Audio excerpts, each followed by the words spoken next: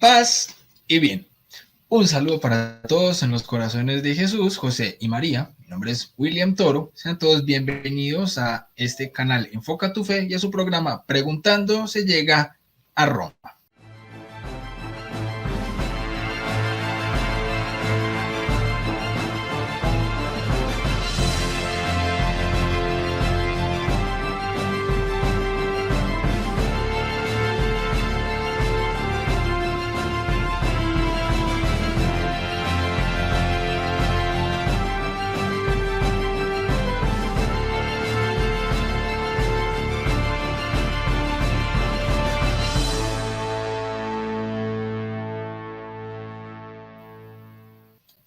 Muy bien, como les decía hace un momento, bienvenidos a Preguntando se llega a Roma, hoy con un programa muy especial. ¿Por qué? Porque tenemos al lado, tenemos aquí hoy como invitado a alguien que realmente se cuestionó mucho para llegar realmente a Roma.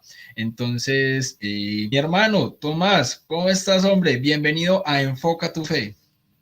Muchas gracias por la bienvenida. Un placer, William. Encantado de estar acá y bueno, compartir esta entrevista que muy amablemente me has pedido. Es la primera entrevista que doy, así que estoy muy encantado de hacerlo en tu programa.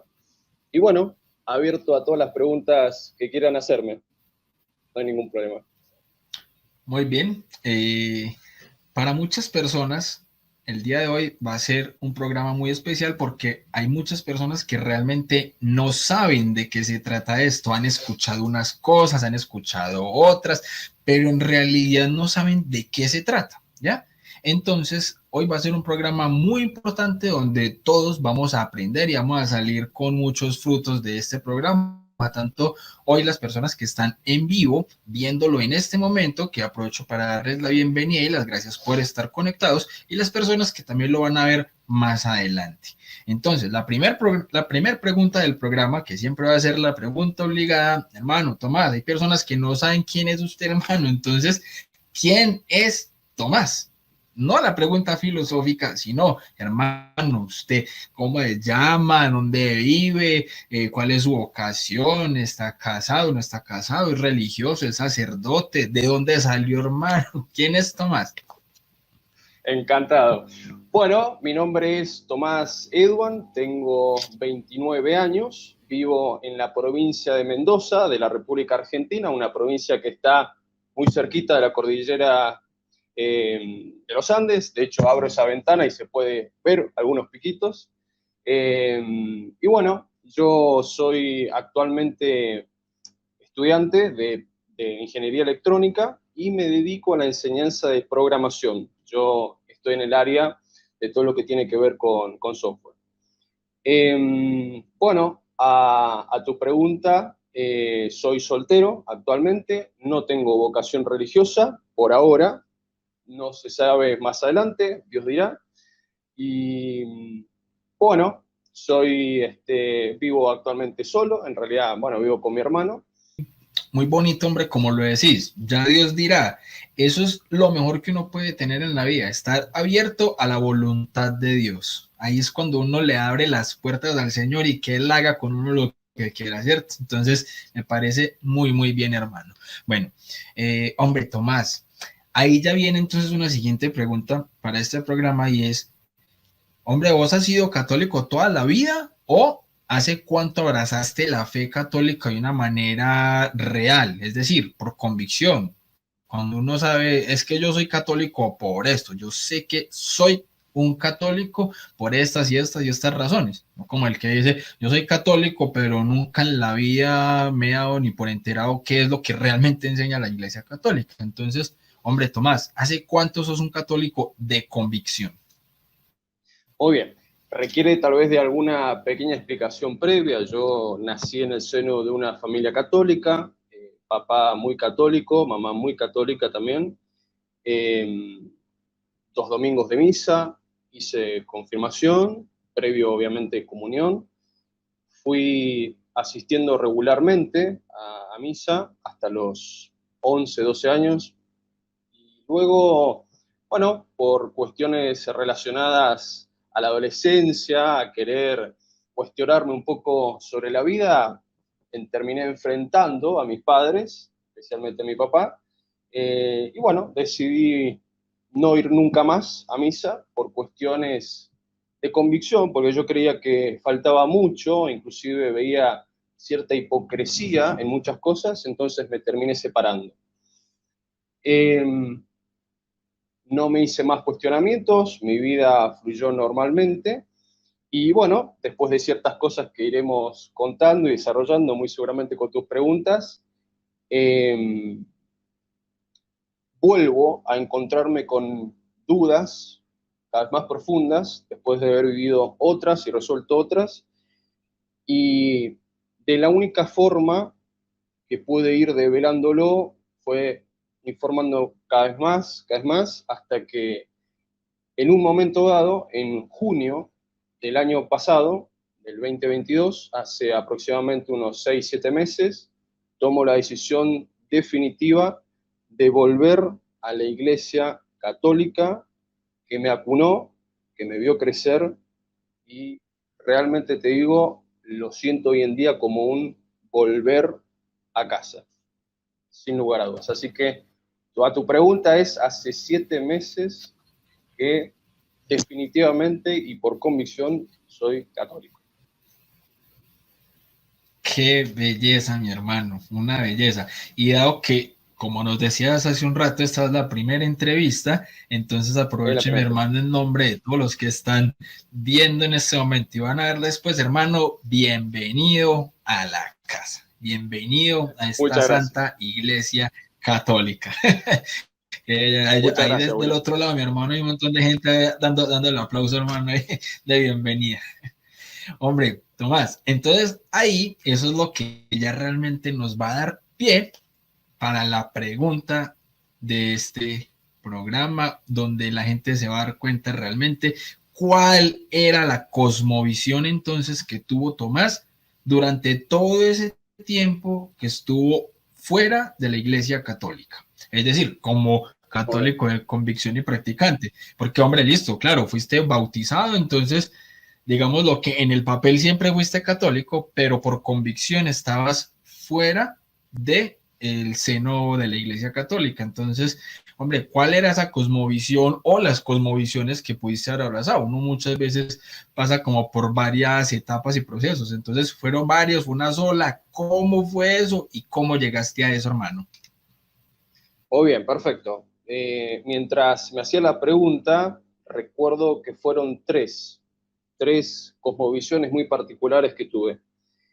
La primera fue cuando decido desprenderme, cuestionarle cosas a mi padre respecto a la fe católica, reitero, profundamente porque veía tal vez en algunos ejemplos, y no tanto de él, sino en personas que veían la iglesia que no era correspondiente a eso que el sacerdote decía. Entonces, en mi corazón algo iba preguntándose y diciendo, esto entonces no es suficiente.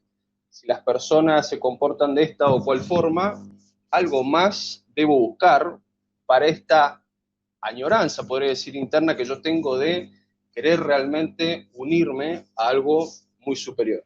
Entonces, empecé a hacerme preguntas, siempre fui un niño bastante lector, recuerdo haber leído ciertos libros de mitología, me interesaba muchísimo cuando era muy niño, y dentro de esos libros llegaba a unas personas que decían ser filósofos, ¿no? Entonces leía a Aristóteles, leía a Sócrates, quiénes fueron, qué hacían, y muy de a poquitito eso me dio el pie a irme despegando de lo que me habían enseñado en catequesis, porque yo tuve 4 años de catequesis, me acuerdo de una catequesis, hoy lo reconozco con el tiempo, muy buena, muy productiva.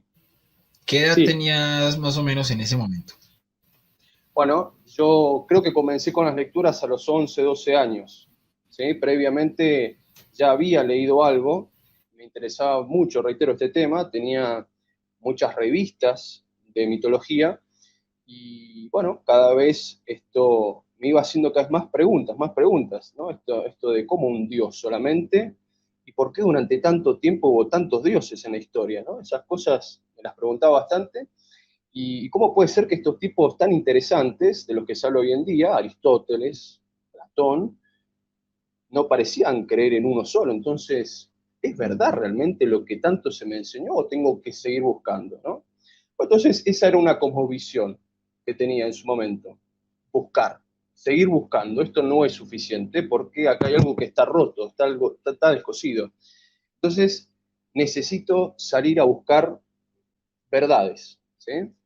Bueno, así fue como de a poco comencé con algunas lecturas. No puedo decir que llegué a la profundidad de leer Aristóteles, pero sí leía, veía imágenes, me impactó, recuerdo una imagen de muy chico, una pintura donde estaba Aristóteles y había unas personas delante que se las veía brutas, toscas, hablando como si fuese en la calle, y del otro lado de una soga, hablando en profundidad, levantando esferas, ¿no?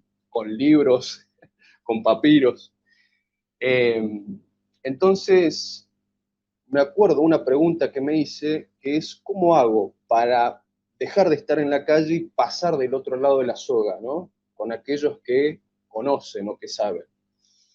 Bueno, fue así como empecé con las lecturas y empecé a leer cada vez más, a instruirme en ese aspecto, a tal punto que, bueno, me acuerdo en esa época haber leído a otros filósofos ya más contemporáneos, ¿no? Como Nietzsche, Foucault.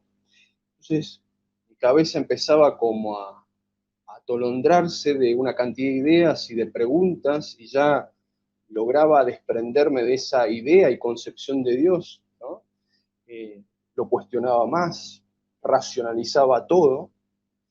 Y bueno, eso de a poco fue diciéndome que la verdad de la vida, ¿sí? Con aquella visión de un adolescente, era no parar de cuestionarse las cosas, pues esto no está completamente respondido, ¿no? Esa fue básicamente mi convicción desde muy joven. Después, yo, bueno, con estas ideas, bueno, tenía una vida social realmente muy activa, salía muchísimo de fiesta, era una joda. Y bueno, empiezo a relacionarme con más gente, más y más y más. Y recuerdo haber tenido una muy linda relación con un amigo, el cual por primera vez logro conectarme y poder dialogar respecto a estos temas, ¿no? Aristóteles, Platón, el mundo de las ideas de Platón, un poquito de mitología, bueno, todas estas cosas que yo estaba tan entusiasmado, ¿no? Hegel, me acuerdo que me apasionaba. Y entonces, bueno, logro conectarme con él y yo no entendía cómo él lograba cierta profundidad a la hora de comunicarse. Y yo decía, pero ¿cómo? Inclusive tenés un año menos que yo, tenés 17, yo 18, tenía 18 recién cumplidos, pero ¿cómo puede ser que tengas esta profundidad? Bueno, pasó el tiempo y yo lo notaba cada vez más profundo, ¿viste? Era como que expresaba cada vez mejor sus ideas y se contactaba con mucha gente, yo no entendía por qué. Y recuerdo que me dice un día, mientras íbamos en auto, yo nací en la ciudad de San Rafael, es un lugar preciosísimo, en Argentina, en Mendoza particularmente, y bueno, uno con una hora de ruta puede ir a las montañas, entonces nos las pasábamos paseando, por decirlo de alguna manera, entre las montañas, íbamos hablando de todo, ¿no? Y recuerdo particularmente que me muestra una imagen de su fondo de celular y me dice, algún día vas a pertenecer a esto, algún día te voy a invitar con esta gente. Y yo lo miré y le dije, bueno, dale, no hay ningún problema. Encantado. Si logran ustedes realmente llegar a esta profundidad de conceptos y comunicarse de esta manera, pues encantado de pertenecer a ese lugar. Me dice, lo que sí tenés que madurar un poco. Va a durar un poco, tenemos 19, 18 años, pero bueno, no importa. Pero él te decía cómo se llamaba eso o simplemente te lo pintaba de una manera como muy etérea, como es decir, usted algún día va a pertenecer a esto, pero sí, pero ¿qué es eso? No, eso. Cuando esté preparado le digo, o cómo era. Bien, muy bien. Yo recuerdo que me decía que había un grupo de personas que se reunían a conocer las cosas, ¿no? A dialogar sobre el conocimiento y sobre filosofía y más cosas. Entonces, no me aclaró que se trataba, bueno, propiamente de la masonería, pero sí me dijo que era un lugar de hombres que se reunían cada cierto tiempo a, bueno, dialogar sobre estas cosas, y a ir teniendo una progresividad para lograr mayor profundidad en sus convicciones y en su razonamiento, ¿no? Pero no, a tu pregunta, nunca, nunca jamás, en ese viaje me dijo que se trataba de la masonería, ¿no? Ok, ok, listo. Continúa mi hermano, sino que sí se me presentó como esa duda precisamente por la manera en la que te decía, no, usted algún día va a pertenecer, pero no le digo qué es, ¿cierto? Entonces, no, pero dale mi hermano, Claro, claro. continúa, que está súper interesante. Bueno, muy bien. Y me acuerdo que yo en ese momento estaba cursando último año de la secundaria, es un colegio técnico, y bueno, un profesor mío me hace a un lado, me dice, a mí me llegó que usted quiere pertenecer a un lugar, bueno, va a pertenecer. Entonces yo dije, ¿qué? ¿Cómo este persona se enteró de qué está pasando acá? Hay una comunicación que no estoy viendo, de repente me tienen espiado, ¿viste? Me sentía de esa forma. Así que, bueno, obviamente después con el tiempo me entero de que estas dos personas estaban conectadas, ¿no? Y me tenían como fichado, como se dice en Argentina, visto, apuntado. Bien, y bueno, yo termino la secundaria, decido irme a estudiar a 250 kilómetros al norte, a una ciudad mucho más grande, que es la ciudad de Mendoza, donde estoy actualmente. Y me acuerdo que un día me llegan un mensaje y palabras más, palabras menos me decían, llegó tu hora, ¿no? Como ha llegado el momento. Entonces, recuerdo que me preguntan sobre si quería tener algunas entrevistas, las cuales obviamente dije que sí. Y bueno, para no hacerla muy larga, durante el periodo de aproximadamente un año a un año y medio, más o menos, un año y 3 meses creo que fue, me hicieron 3 entrevistas, de las cuales obviamente las entrevistas eran alucinantes, alucinantes, una profundidad, una forma de hablar, unas preguntas muy, muy profundas que me hacían. Yo obviamente me sentía exaltado, ¿no? De querer pertenecer a esto que de a poquito se me estaba como develando. O sea que básicamente en esas entrevistas, si alguien no contesta correctamente, entonces simplemente no entra o simplemente es como para analizar el perfil del sujeto, algo así, o cómo es eso. Sí, porque es que aquí todos los que estamos escuchando nunca hemos estado allá, entonces no sabemos cómo es eso. Bueno, te contesto una cosita y va a ser muy importante. Yo he sido el entrevistador, ¿sí? Después de algún tiempo a mí me tocó luego ser el entrevistador. Esa conversación sí es una evaluación, pero son conversaciones, ¿no? Uno busca mantener a la otra persona cómoda y explicarle de qué se trata, cuáles son los procesos que va a vivir, que se esté preparando mentalmente para tal o cual situación, eh, hace preguntas sobre su familia. Sí, es una entrevista de café que puede tener una duración de media hora a una hora, pero al parecer a mí me la habían hecho muy, muy, muy interesante. A mí realmente las 3 entrevistas me entusiasmaron muchísimo. Y reconocer también que yo tenía 21 años, ¿sí? Y claro, estas personas que me entrevistaban eran muy grandes, tenían 40, 50, eran conversaciones que yo decía, ¿cómo una persona de estas características, que no sé quién es, me está haciendo este tipo de preguntas a mí que soy tan joven, que no sé prácticamente nada? Bueno, de esa forma me fue interesando cada vez más. Y reitero, yo he sido el entrevistador mucho más adelante en el tiempo, y realmente es una entrevista donde intentamos entusiasmar a la persona a que ingrese. Pero si nosotros llegamos a detectar algo que pueda perjudicarlo, como puede ser una persona muy agresiva a la hora de expresarse o extremadamente irracional o muy bohemia o de malas costumbres, como se dice, bueno, se redactaba una suerte de informe y se decía que esta persona no puede entrar por tal y tal característica, ¿no? Pero bueno, al parecer, esas 3 entrevistas, que son como 3 filtros, las pasé. Ok, no, excelente, mi hermano. Bueno, entonces en ese orden de ideas, entras. Aquí yo sí quisiera que pudieras esclarecer algo para las personas que de pronto todavía no conocen, antes de que nos expliques, hombre, cómo fue tu experiencia ya estando adentro, eh, qué hacían, qué no hacían, cuál era la cosmovisión específica, todo este tipo de cosas. Eh, para muchas personas yo creo que está la primera confusión y es qué es la masonería. Porque es que hay personas que dicen, no, eso no existe. Hay personas que piensan quizás que la masonería es un invento religioso para que la gente le tenga miedo a salirse de la iglesia. Hay personas que, por ejemplo, dicen, es que la masonería es la religión de Satanás, es que la masonería es esto, la masonería es lo otro. Hombre, Tomás, ¿qué es la masonería? Bueno, muy bien. Lo voy a decir primero que nada como lo debería de explicar un masón y luego voy a poner mis puntos personales, ¿no? Para explicarlo.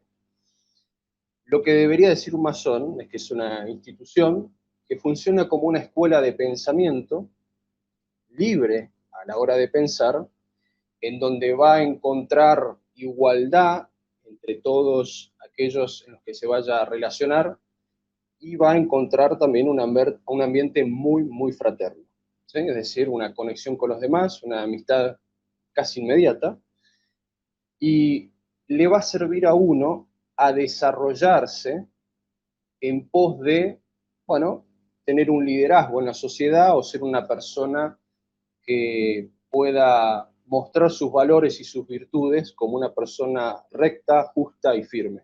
¿Sí?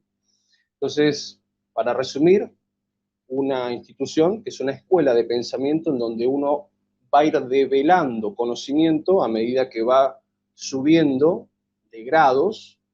De esta manera va a ir autodesarrollándose. ¿Sí? Eso es lo importante. Bueno, la masonería sí existe, ¿sí? Formalmente existe desde 1717, hay documentos que lo prueban, de hecho hay edificios que lo prueban, donde está el símbolo, que es la escuadra y el compás, hay historia que lo prueba y hay testimonio que lo prueba también. Entonces no podemos decir que no es existente. Y les puedo asegurar que se encuentra bastante dispersa. ¿Sí? Cuando digo bastante dispersa es que muy probablemente en cualquier ciudad tengamos una o dos logias. Logias es una agrupación de masones que tienen un nombre determinado, ya si quieres preguntas sobre eso. Entonces, decir que no existe es erróneo, ¿no? Sí existe. El hecho de decir que sea satánico o no, bueno, podríamos llegar a cuestionarlo. Yo puedo decir que es bastante anticristiano y reitero, hay mucha información. Como decimos nosotros, la mayoría de la información está en internet, se encuentra y es verídica. Lo que sí sucede es que adentro se perfecciona, se elimina cierta superstición de ese conocimiento o de esas enseñanzas para que, bueno, que no sea tan irracional y disparatada, ¿no? Bien, lo que debería yo de decir, o sea, desde mi propia convicción, desde lo que realmente siento, realmente uno cuando entra y más siendo joven, y esto es lo que yo quiero rescatar de esta conversación, el tal vez cuidado o que los jóvenes presten al oído a este tipo de cosas, es que automáticamente uno ingresa, reitero, siendo joven, es con un montón de gente muy dispuesta a cuidarte, a ayudarte, y no exagero cuando digo, hasta inclusive dar la vida por vos. He escuchado algún testimonio, no particularmente de la gente que me rodeaba, sino que me ha llegado de oído de grandes comportamientos de este tipo, ¿no? El querer dar la vida o dar mucho por el otro. Entonces, imagínate, uno se encuentra en un lugar que de repente lo quieren y lo estima muchísimo y que encima pasa por un ritual que se llama ritual de iniciación, en donde uno de repente entra a ver las cosas de una manera muy particular, donde atraviesa cierta, cierto movimiento o cimbronazo psicológico, porque lo que sucede en esa iniciación es bastante particular. Bueno, a mí me ha pasado, he visto gente que no, depende mucho obviamente de cada uno, y lo que termina uno encontrando es esto, una comunidad de personas que saben muy bien expresarse, que tienen profundidad a la hora de hablar, y bueno, esto bueno, esto fue un poco de lo que sentí en aquel momento, ¿no? Cuando me estaba recién iniciando. Eh, por supuesto que afirmo que se trata como si fuese una escuela de pensamiento, pero me termino dando cuenta que con el tiempo que tanto no lo es. Eh, Así que yo lo que podría decir es, a grandes rasgos, que se trata de, vamos a decirlo, una secta muy light, de un contenido rico en el cual uno puede extraer cierto conocimiento que realmente sirve para desarrollarse, pero que no termina de resolver cosas, y si uno es sensible a la vivencia, sentís que te vas separando de algo, y esto es bastante pesado sentirlo, ¿no? Uno se va transformando a poco en una persona muy racionalista, muy separada de los sentimientos. Bueno, esto depende, reitero, como digo, de cada uno, pero lo he visto no solo en mí, sino en muchas más personas. Ok, hombre, Tomás, pero en este orden de ideas, se termina entonces cayendo en una especie como de ateísmo o agnosticismo, o realmente sí se cree que existe Dios y se tiene de una concepción muy diferente o similar al de la nueva era, o completamente diferente. ¿Cómo se cree eso allá adentro? Porque obviamente, listo, ahorita nos dice que era algo muy anticristiano, ¿cierto? Pero también obviamente hay religiones que bien sean politeístas o monoteístas que igual son anticristianos, pero creen que hay un Dios de todas maneras creador, o que hay muchos. Entonces, ¿de qué manera se cree esto dentro de la masonería? Bueno, con respecto al tema de Dios, uno no puede ingresar siendo ateo. Esto es muy importante. Uno debe de tener la convicción de que hay un ser superior que ha creado todo lo que existe. Debemos, en la entrevista, cuando hacemos esta serie de entrevistas, asegurarnos de que la persona cree en algo, ¿sí? Porque se dice dentro de la masonería que si una persona no cree en algo superior, puede llegar a tener comportamientos amorales, ¿sí? Bueno, entonces la verdad es que sí se cree en Dios. Ahora, la forma en la que se cree en Dios es de un ser que ha creado las cosas, ha dejado leyes, las ha dispersado, debemos de descubrirlas, pero no es partícipe. Ha dejado de participar una vez que lo creó. Por eso se dice en la masonería que Dios es el gran arquitecto del universo. Lo ha creado y lo ha dejado así como está. Y ahora debemos, por medio de la observación y por medio del conocimiento, intentar develar esto que ha sido creado por medio de las leyes que se manifiestan. Entonces, descubriendo las leyes y descubriéndonos a nosotros mismos como la creación de Él, es de la forma en la que vamos a lograr conectarnos cada vez más con Él y poder reunirnos, religarnos. Por eso he escuchado muchas veces dentro de la masonería que se dice como que es la religión de las religiones, porque realmente tenemos el camino y los grados a desarrollar de forma interna para lograr reconectarnos con Él, ¿no? Bueno. grueso error. Algunos ya de tus oyentes se habrán dado cuenta, ¿no? Del grave error que esto involucra. Entonces, la Claro. respuesta definitiva es sí, sí se cree.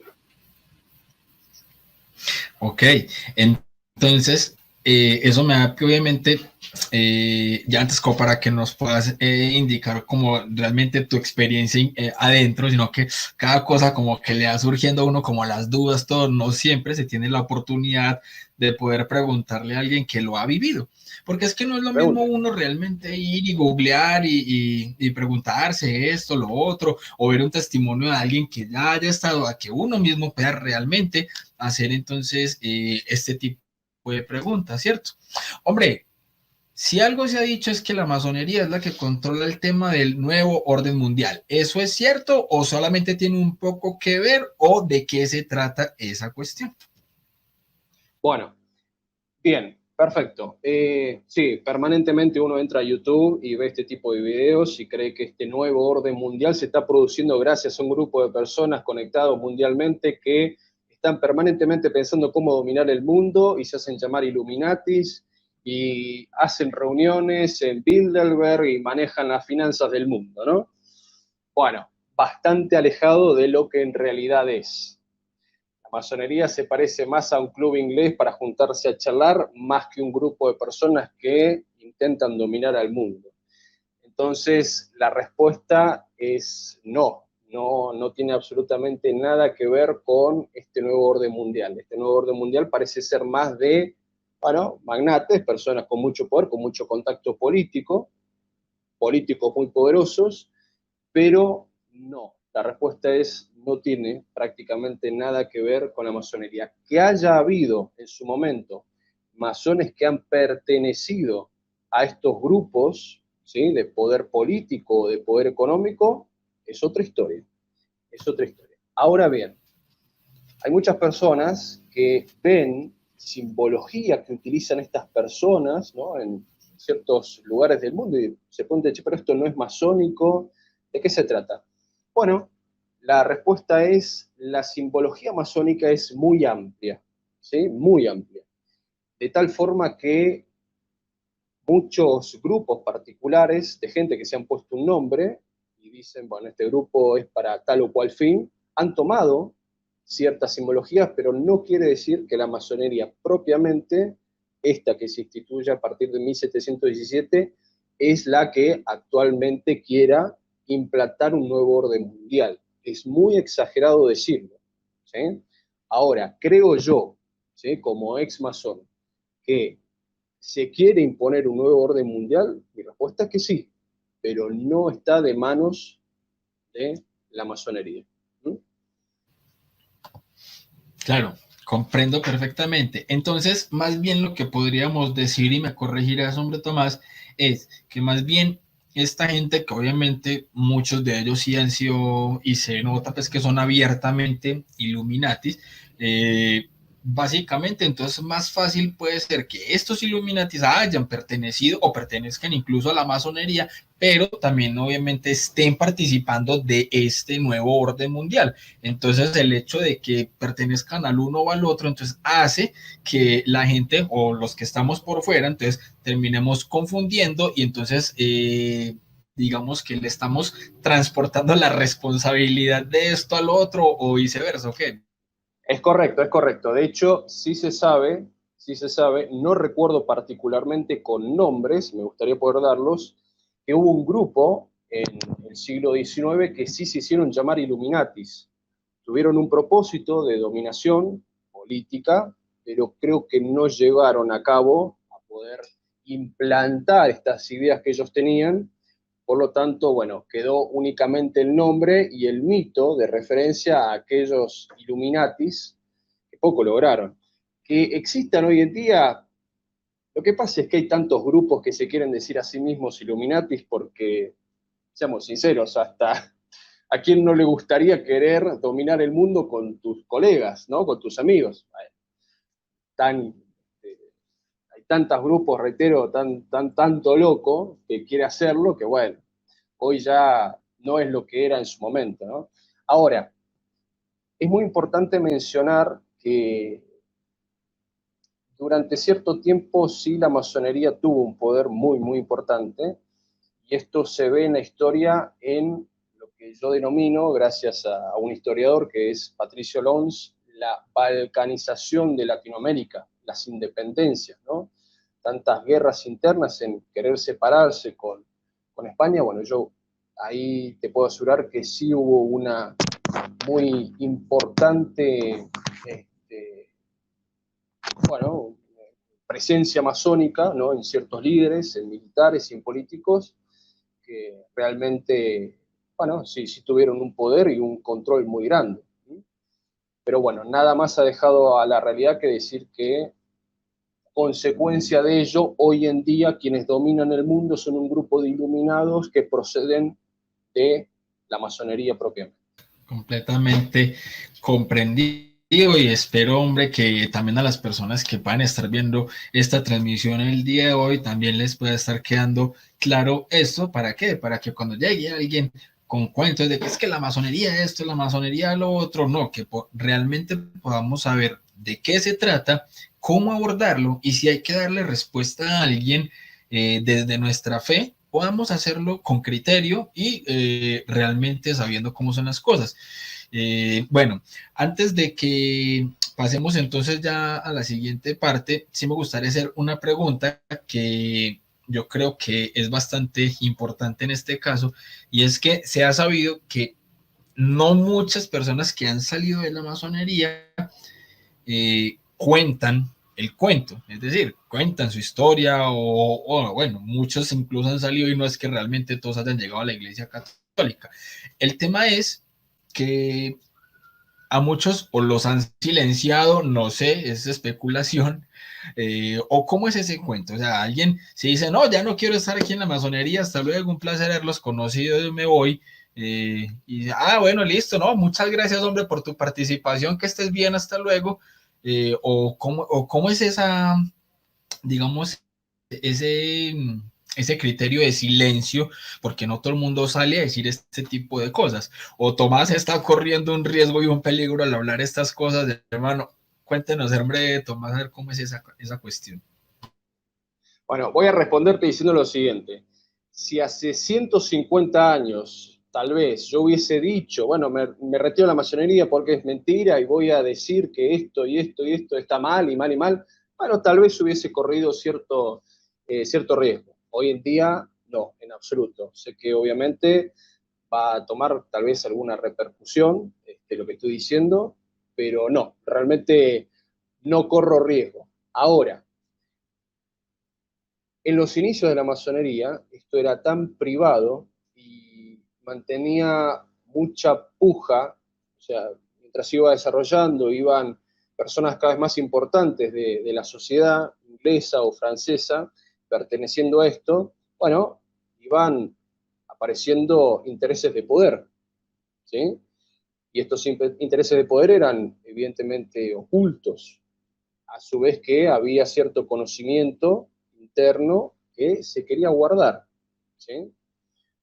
Entonces, si uno salía de allí y contaba lo que estaba sucediendo en estos grupos de personas, bueno, muy probablemente era nombrado como un traidor y muy probablemente se quisiese eliminar, pero por una cuestión de protección, de decir, pero escúchame, si vos hablás, pones en riesgo a todos los demás, entonces no tiene sentido de que salgas a hablar por ahí diciendo lo que nosotros hacemos y cuáles son nuestros intereses particulares, ¿no? Hoy en día eso es absolutamente historia, de hecho, en la iniciación masónica uno le dice, bueno, ¿estás dispuesto a dar la sangre por tus hermanos, a cortarte por tus hermanos? Y uno, bueno, debe responder que sí, ¿no? Como que está convencido a lo que va a pertenecer.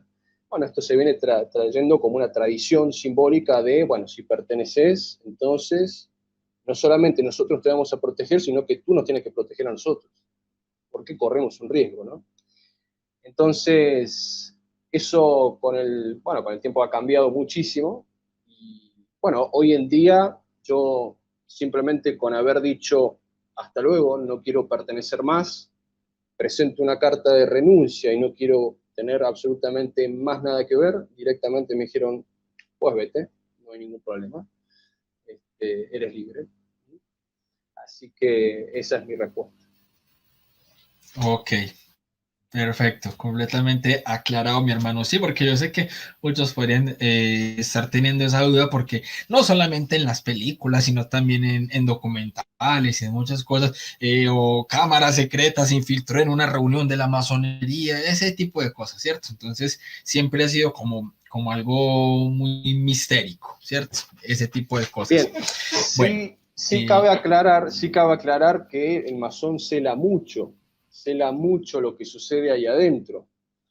Es como intrometerte en algo que se ha ido con el tiempo elaborando una relación interna, algo que compartimos entre nosotros como para poder este, mejorarnos, ¿no? Entonces, aquel me conoce muy bien, este otro también, entonces genera una relación afectiva tan profunda que duele que alguien vaya y exponga qué es lo que está sucediendo. Bueno, imagínate en tiempos anteriores, ¿no? Esto, yo creo internamente que esto dolía un poquito más. ¿Sí?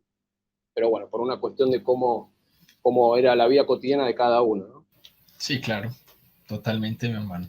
Bueno, ahora sí, Tomás, hombre, ¿cómo fue tu experiencia entonces estando allá adentro y, digámoslo, jerárquicamente hasta qué nivel llegaste?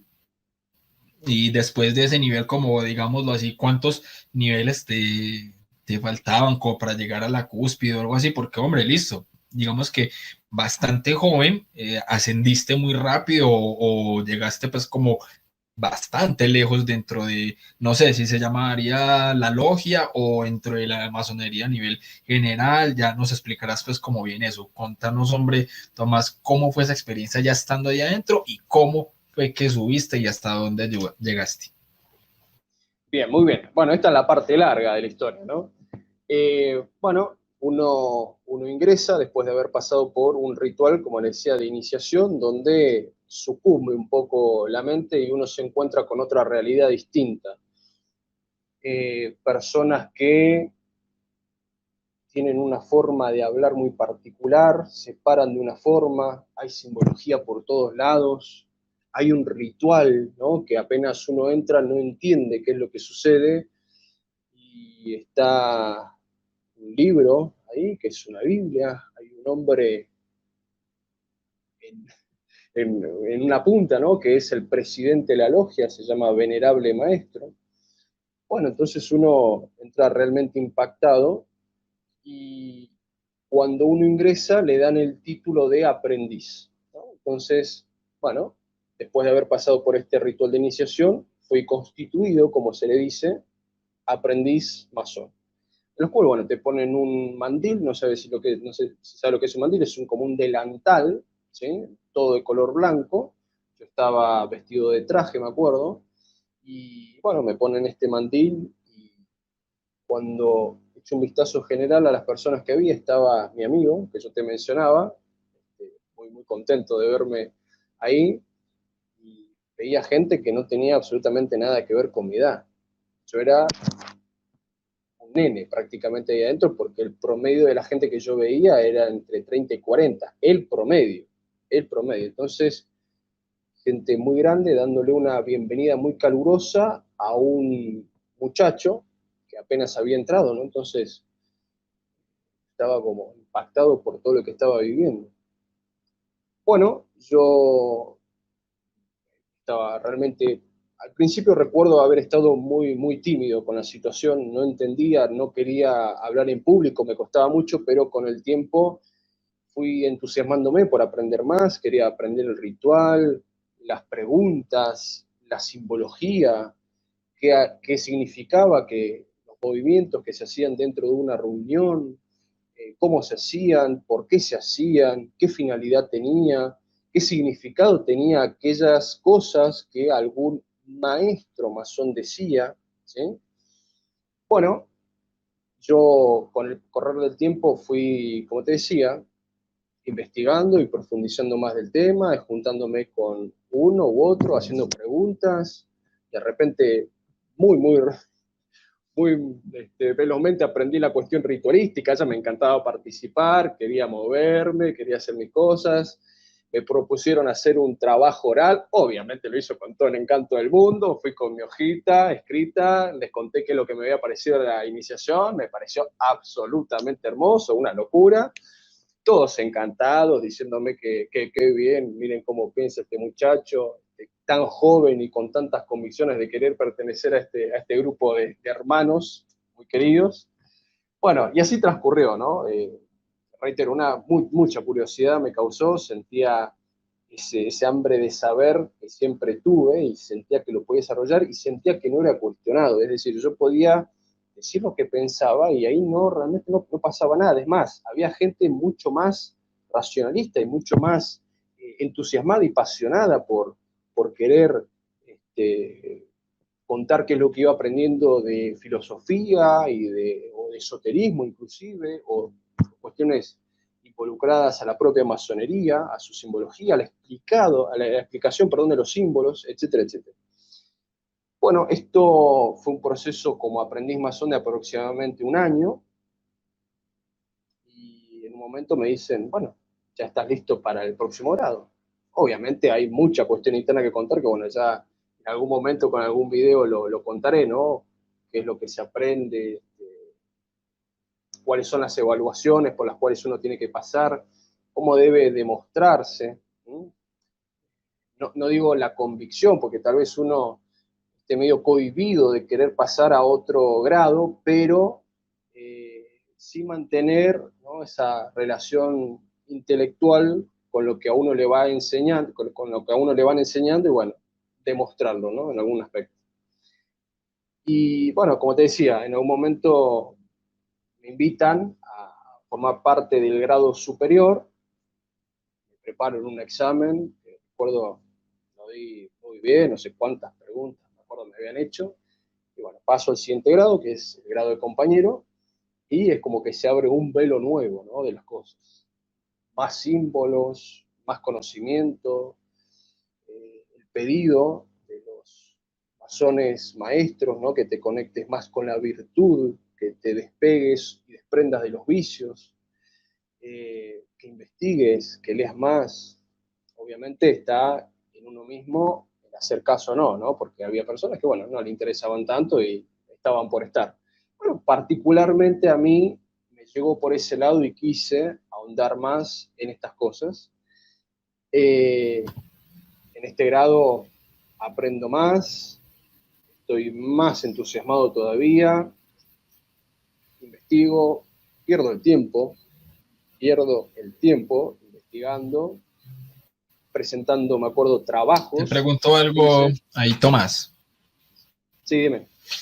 Eh, ¿Solamente era el conocimiento que se va ganando de manera intelectual o también habían, digámoslo, como lo decías ahorita, en cuanto al tema esotérico, prácticas de brujería, de ocultismo, porque esa parte sí, digamos que fue la parte que yo conocí de ese mundo. Entonces, ¿hasta qué punto de pronto llegaste vos como en esto? ¿O para vos más que todo el interés era más de carácter intelectual y el conocimiento que se iba ganando? ¿O cómo era como hasta ahí? O sea, como aprendiz y ahora como compañero, ¿cómo era esa parte? Bien. A ver, hay que aclarar algunas cosas. El hecho de practicar un ritual, de tener una catequesis, de hacerse preguntas de orden ontológico, de orden teológico, sí realmente es ocultista. Y además esto no se ve. Y además se hacen ciertas invocaciones que ustedes tal vez no les parezca, bueno, inclusive a uno adentro no le parecía grave, simplemente se invocaba como una luz, ¿no?, y una fuerza que se desparramara por todos nosotros y que nos permitiese tener una armoniosa tenida, como se le dice en las reuniones masónicas, de principio a fin, y que todos estuviésemos conectados, ¿no?, entre nosotros, unidos, y que esta luz no se perdiera. Entonces, sí es esotérico, sí es ocultista, pero no es demoníaco, por decirlo de alguna manera, ¿sí? O no, no parece serlo. No es, como yo he escuchado, que de repente hay sangre, ¿sí? Hay gritos terribles, hay huesos. Eh, sí, obviamente, como te digo, en un principio está muy alejado del cristianismo y obviamente nos está llamando a las fuerzas del bien, ¿no? Al diablo no le importa si usted está a favor o no de él. El hecho es que usted esté en contra de Dios y que lo que practique, llame y haga no sea con Dios. Entonces a él no le interesa si usted lo menciona o no. Entonces, en ese orden de ideas, uno puede decir esto no es satánico, no es satanista, porque lo que yo estoy haciendo tiene otros fines, pero al demonio no le interesa eso, así intrínsecamente sí lo sea. Entonces, listo. Eso es como para dejar esa parte en claro, porque sí sé que se practica pues como ese tipo de cosas allá. Aclaro con tu aclaración que es muy pertinente y es eso, evidentemente, como decimos, el de abajo se viste de luz, ¿sí? Se viste de fuerza y se viste de virtud, pero es permanente engaño. ¿Sí? Bueno, sí, es correcto lo que tú mencionabas, ¿eh? Y uno, bueno, cuando logró de a poquito desprenderse, iba cuestionándoselo y decía, bueno, ¿cómo no me di cuenta de que sucedía tal o cual cosa? En aquel momento parecía que había una suerte de entidad común que favorecía a que todos mejorásemos, nada más alejado de la realidad, ¿no?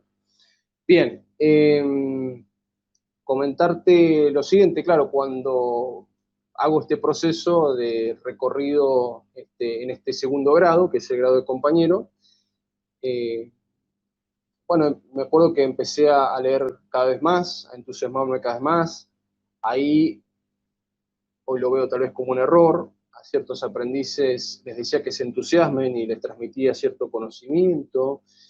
Y bueno, tenía cierta facilidad para comunicarme en las simbologías que yo iba aprendiendo, entonces tenía un gran deseo de instruir a los demás. Esto cada vez me iba eh, conectándome más y querer con más convicción, querer ser un masón, y obviamente querer seguir y subiendo los grados. Este es apenas el segundo, no sé si algunos lo saben, son 33. Lo que sucede es que a partir del 13 hay una ruptura. Ahora bien, me invitan, después de un año y medio aproximadamente, a pasar al siguiente grado, que es el grado de maestro. Es el grado más alto dentro de lo que se denominan los grados simbólicos. Uno cuando ya es maestro participa de las decisiones de la logia, entonces compañero y aprendiz, no, uno lo único que debe hacer es obedecer y aprender, ¿sí? Como compañero tal vez prestar alguna que otra ayuda, pero ya como masón uno tiene el derecho y la obligación de tomar decisiones, de participar en reuniones muy particulares con el presidente de la logia para decir, bueno, qué se va a hacer con este dinero, por ejemplo, qué se va a hacer con esta fecha, qué es lo que vamos a realizar, qué es lo que vamos a enseñar, cómo vamos a enfocar estas cosas, ¿sí? Y obviamente uno puede, en este grado, tomar la posición ritualística de una persona más importante, ¿no? Como por ejemplo un venerable maestro o un secretario de la logia o el orador de la logia o aquel tesorero, ¿sí? O el vigilante, aquella persona que debe instruir a los demás, ¿sí? ¿Se entiende? Entonces, reitero, paso a esta instancia después de un ritual, ¿sí? Un nuevo ritual, por cada grado hay uno nuevo, y recuerdo que me provocó un fuerte impacto ese ritual y algo me hizo clic en la cabeza como diciendo, hay algo que acá no está bien. Y el motivo es la presencia de lo mortuario, ¿sí? La La muerte está muy, muy presente en ese paso que uno hace para llegar a ser maestro. Está, reitero, muy, muy presente lo que tiene que ver con la muerte.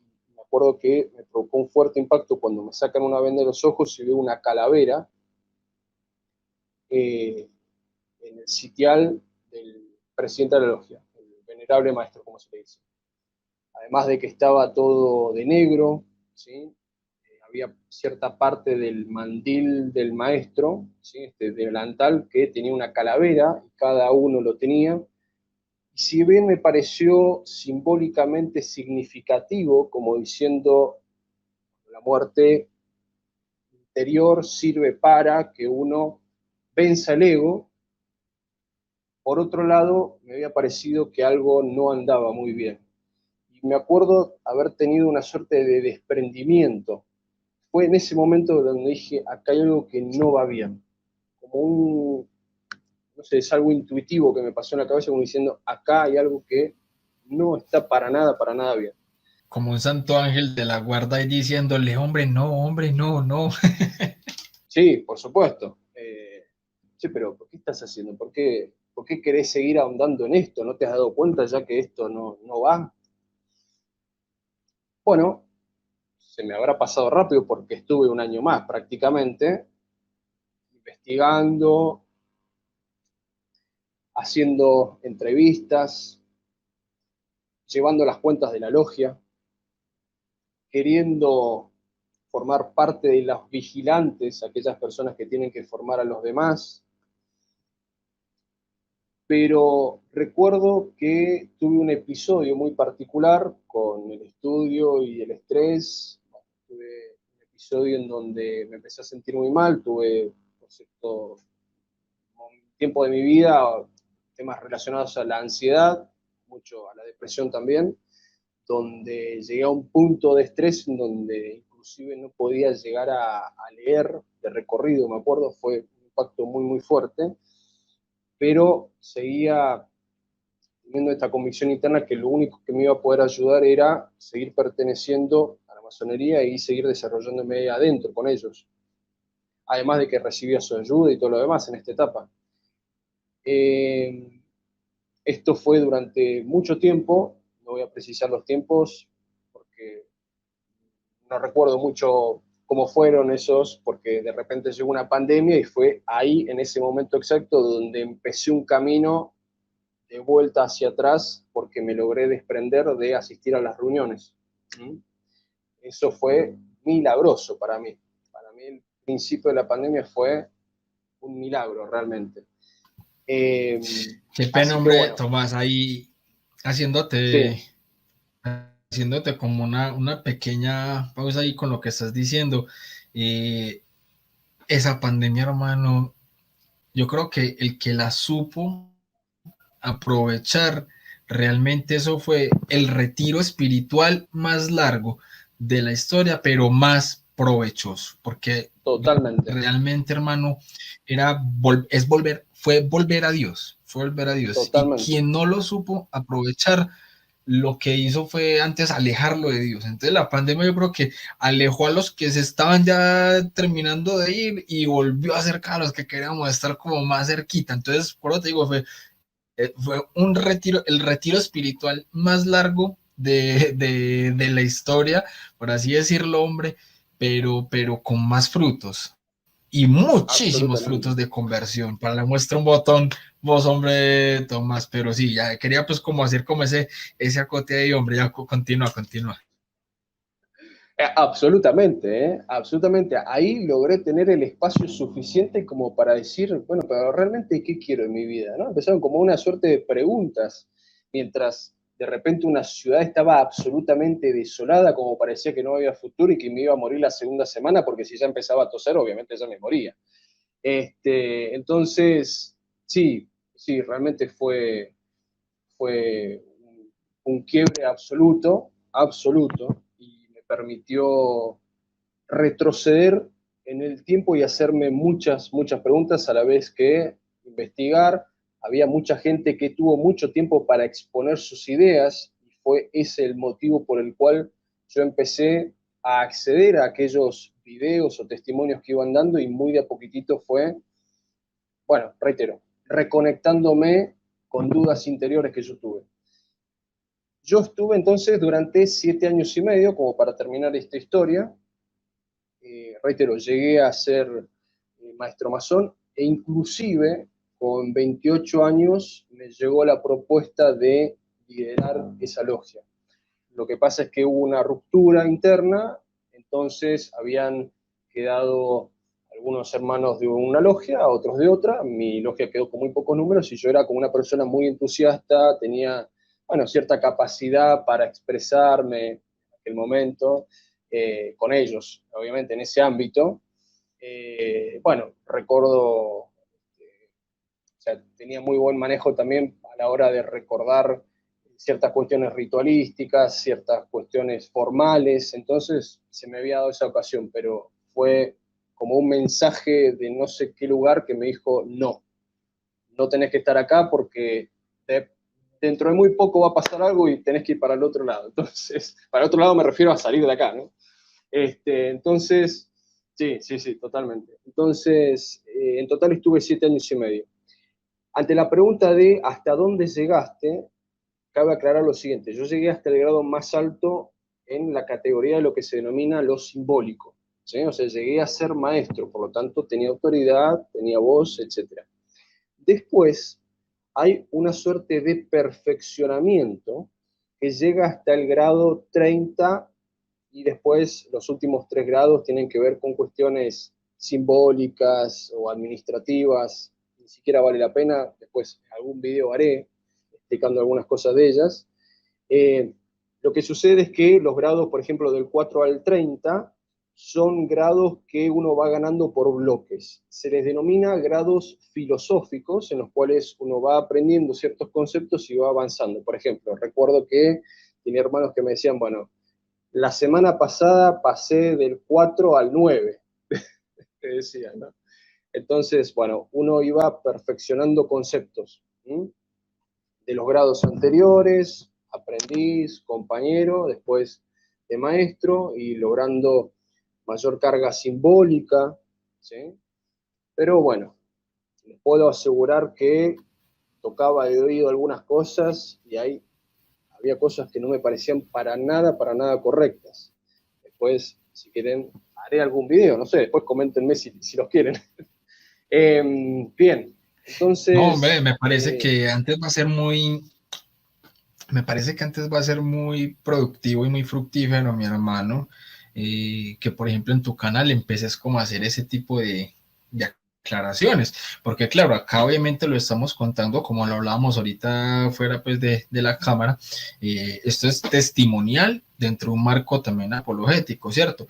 Pero cuando ya se vaya quizás a profundizar en un tema específico, que se puedan dar fuentes, evidencias, esto es así, por esto, de esta manera, Creo que esa parte va a ser fundamental quizás en tu canal, hermano. Y yo sé que muchas de las personas que lo están viendo en este momento y más adelante van a querer conocer quizás de pronto más de este tipo de cosas. De una fuente, digamos, lo primaria, que serías vos, que estuviste adentro y que sabías cómo eran las cosas, que tenés la información clara, que tenés el criterio para decirlo. Entonces, claro, ahorita finalizando, mi hermano, nos decís tus redes sociales, el canal, que de todas formas va a quedar en la descripción del video y en el título, pues la idea, pues ahí lo linkeamos, pero esa es la idea, mi hermano, que la gente pueda ir, empezar a conocer y que si tienen alguna duda, hermano, en los videos que vayas a montar, puedan obviamente realizar pues como sus consultas, etcétera, ¿cierto? Te iba a hacer una pregunta respecto a lo que estás diciendo, hermano, y es, sí, entonces, ¿se sigue llamando maestro, masón, maestro nivel 4, 5, etcétera? ¿O todos esos niveles tienen otros nombres diferentes? ¿O cómo es esa parte ahí? bien, sí, tienen distintos nombres, ¿sí? En realidad son nombres que tienen que ver con un agregado que se le hace al grado de maestro, ¿sí?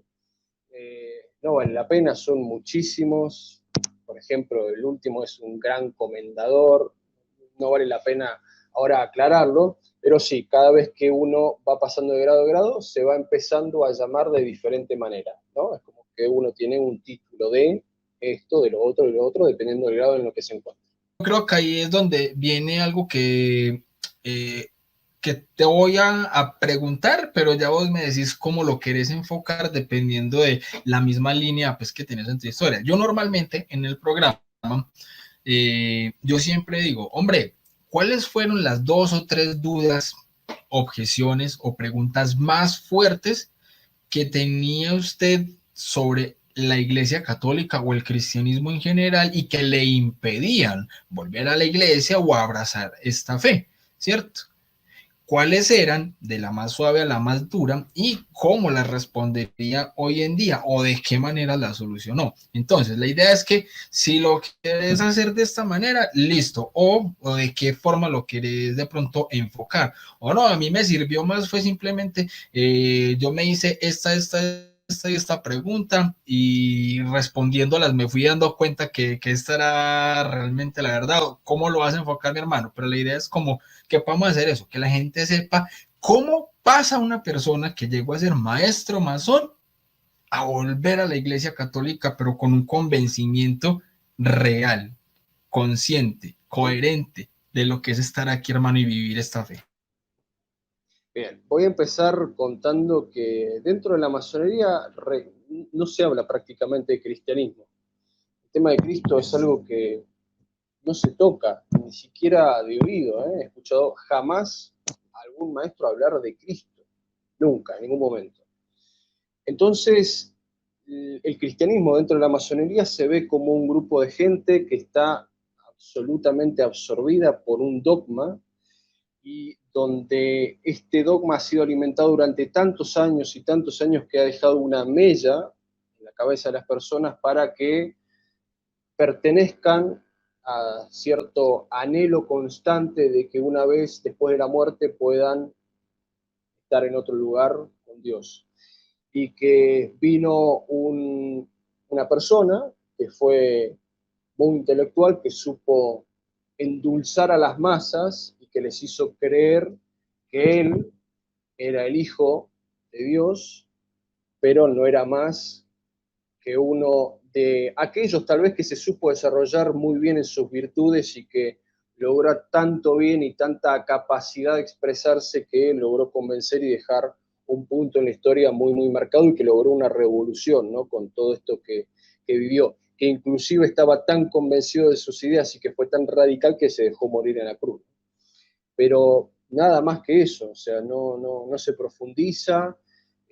Lo que sí se advierte, y esto es muy importante mencionarlo, que cuando uno se está por iniciar en la masonería, que la institución de la masonería se encuentra excomulgada de la Iglesia Católica Apostólica Romana. Esto se dice expresamente, se dice, y uno debe responder si eso le provoca algún tema en su conciencia, ¿no? Como si eso le afectase su conciencia. Bueno, uno responde que no. Uno responde que no porque para entrar a la masonería uno con la religión cristiana no tiene absolutamente ninguna convicción. O, o si no, he visto mucho cristiano entrando a la masonería que no le importa, no le interesa que de repente la masonería haya tenido un problema histórico muy grave con el catolicismo y haya dicho la Iglesia Católica Apostólica Romana que la masonería es algo que debe estar alejado este, de la sociedad y se la debe mínimo excomulgar. Bueno, eh, ahora, el tema de cómo uno empieza de nuevo a conectarse con esto. Porque es muy importante también aclarar que lo más importante de la masonería es autodesarrollarse, autoconocerse, a tal punto que lo que primero uno se encuentra cuando entra en la masonería es una pequeña frase que va a retumbar en la conciencia del propio masón durante todo su camino, que es la siguiente, la voy a decir en latín y después la traduzco. Visita interior a terra, rectificandum in venis occultum lapide. Traducido sería, visitando el interior de la tierra,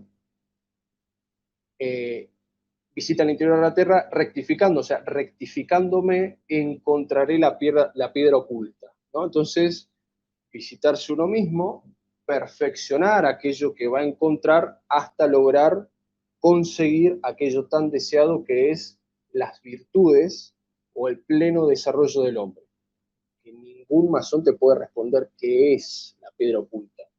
Se dice que en los grados más altos, pero yo veía gente de los grados más altos y decía, vos sos el poseedor de la piedra oculta. Medio raro, ¿no? Pero bueno, bien, entonces, fíjate qué importante, ¿no? Esto, reitero, es una búsqueda permanente del desarrollo interior por medio de revelación de símbolos y descubriendo qué este símbolo significa para mí, cómo lo puedo aplicar con los demás en mi vida cotidiana. Entonces, todo lo que sea conectarse a lo bueno y verdadero es por medio de uno mismo. Está totalmente centrada en el hombre, la masonería. Se desprende absolutamente de lo sagrado, podríamos decir, un ser superior, partícipe, que da la gracia de poder desarrollar, limpiar y conocerse, obviamente, pero uno está absolutamente convencido de que uno mismo es quien debe, sí o sí, lograr las metas interiores para adecuarse a la verdad. ¿Sí? Fíjense qué interesante que es. Como se piensa, digo, por eso es la masonería extremadamente relativista, porque el camino depende de cada uno. El camino no es único, depende de cada uno. Somos seres diferentes, eso sí es cierto, pero el desarrollo no depende de nadie. Entonces cada uno tiene sus verdades, no existe una verdad única, superior por fuera de mí mismo, sino que cada uno tiene sus verdades. Y no te vayas a meter con la verdad de cada uno porque te estás metiendo con la libertad ajena, que es lo primero y fundamental. No te vayas a poner en contra del libre pensamiento, ¿no? Porque eso es pecado para el masón, ¿no? Entonces, bueno, Pero entonces en reitero, sí, sí básicamente en la masonería son deístas, entonces. sí, totalmente. Sí, sí, sí, es un deísmo. La masonería es un deísmo por definición, prácticamente. Totalmente. Un deísmo ritual, porque claro, obviamente, o sea, el deísta solamente, pues tiene su cosmovisión de que no cree que Dios obviamente se revele y que se haga partícipe de su creación. Pero entonces en la masonería es un deísmo que sí tiene obviamente una especie de religión por el tema de los rituales, de las prácticas, de la parte esotérica y todo eso. Entonces, uy, es bastante complicado, pero bueno, continúa, hermano. Sí, es deísta y gnosiológico, o sea, se preocupa también por el estudio del conocimiento que se debe desarrollar, ¿sí? Pero bueno, nada tiene que ver con la academia, eso que quede muy en claro, cuando se habla de filosofía dentro de la masonería no tiene absolutamente nada que ver con Tomás de Aquino, con Aristóteles, con Heidegger, no tiene absolutamente nada que ver. Es una divagación absoluta que no logra llegar a algo que sea significativo en todos los órdenes. He escuchado hablar de ontología, pero hasta que no me puse a hacerme preguntas verdaderamente de lo que era la ontología, pareció como que siempre estuve escuchando una nube de cosas donde no quedaba nada claro. Era cada vez que escuchaba más y más desarrollo filosófico, que era como una nube que iba entrando en mí y que iba confundiéndome cada vez más y yo necesitaba tal vez en algún momento ser más puntual a la hora de poderme responder cosas, ¿no? Bueno, como te digo, llega la pandemia, ¿sí? De repente aislamiento total, no se pueden asistir más a las tenidas para evitar contagios. En la masonería hay personas muy adultas, entonces había que preservar eso también, ¿no? El contacto con las personas adultas. Eh, bueno, no asistí más, me acuerdo que hacían ciertas reuniones por Zoom a las cuales no me conectaba, no quería saber absolutamente nada. y empiezo a descubrir canales, de a poquitito, de filosofía.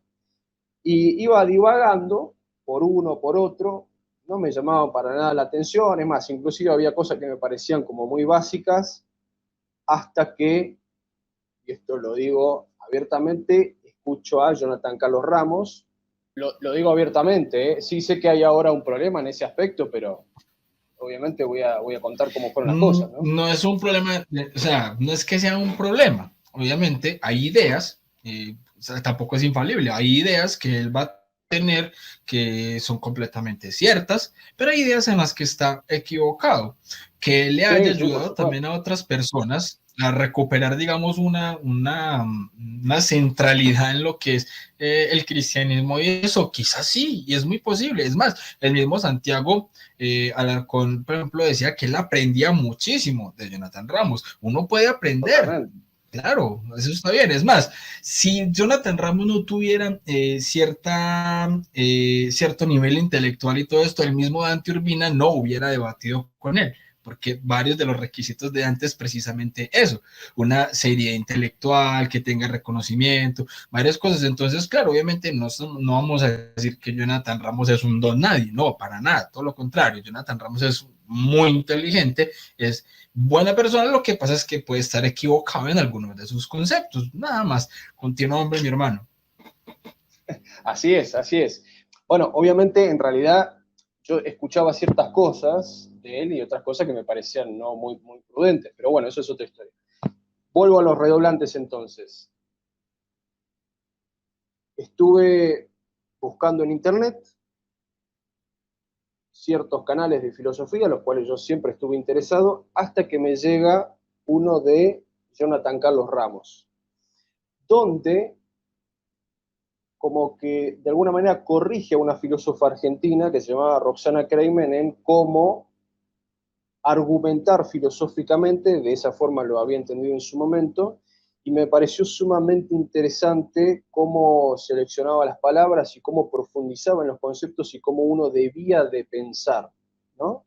Entonces eso fue como un clic que me hizo a mí interiormente donde dije, entonces sí uno puede pensar de forma bien desarrollada y bien definida y no estar divagando entre una idea y la otra y siendo tan relativo y diciendo que la verdad depende de cada uno.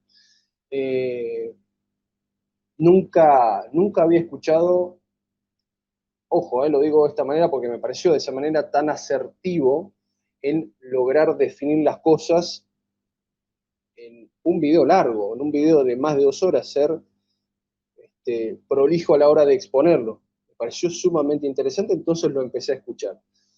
Y recuerdo que en un video él dice que era tomista, o se decía ser tomista. Y yo dije, tomista, tomista, Tomás de Aquino, claro, pero el padre de la iglesia, ¿cómo puede ser que una persona creyente, fíjate cómo fue mi razonamiento, cómo puede ser que una persona creyente, es decir, igual a irracional, como en aquel momento pensaba, logre poder tener tan buen desarrollo filosófico? Entonces empecé como a prestar cada vez más el oído, subí un video y lo veía, y hablaba de la filosofía tomista y cada vez me interesaba más, y cómo fue este, desarrollándose en él mismo el tomismo, cómo se desprende él también de ciertas cosas y empieza a interactuar más con otros tomistas y le iban dejando cada vez las cosas más en claro. Y recuerdo que hubo un debate con un ateo, no recuerdo específicamente qué debate, en donde me dio a entender el amor que Dios nos tiene pura y exclusivamente por habernos dado el ser. Fue como un pequeño clic que me hizo en la cabeza, donde yo me quedé como aturdido por esa primera idea, esa primera impresión, ¿no? ¿Cómo pudiste desarrollar filosóficamente que hubo una creación de parte de Dios que por amor, solamente por amor, nos da el ser y está sumamente interesado en que seamos en que seamos, simplemente seamos. Bueno, eso lo desarrolla él muy bien, después hace un video donde lo desarrolla un poco más y fue una suerte de primer quiebre, me acuerdo que me emocioné mucho, y dije, no puede ser que no me haya dado cuenta de que las raíces de la ontología sea que nosotros existamos pura y exclusivamente porque el que nos dio el ser nos ama. Fue como una locura, me acuerdo que cuando lo escuché no me entraba en la cabeza y dije, ¿cómo no me di cuenta? Con tantas preguntas que me hice, ¿cómo no me pude dar cuenta? Obviamente es un video largo, ¿no?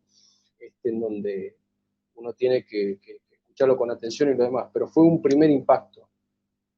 Y de repente, en buscar videos y decir, bueno, evidentemente el tomismo tiene mucha razón en muchas de las cosas que dice, entonces empecé a entrar más y más y más, empecé a ver otros canales de otros tomistas, yo dije, de algo me estoy perdiendo, de algo no me estoy enterando, me acuerdo que tomaba nota, ¿no?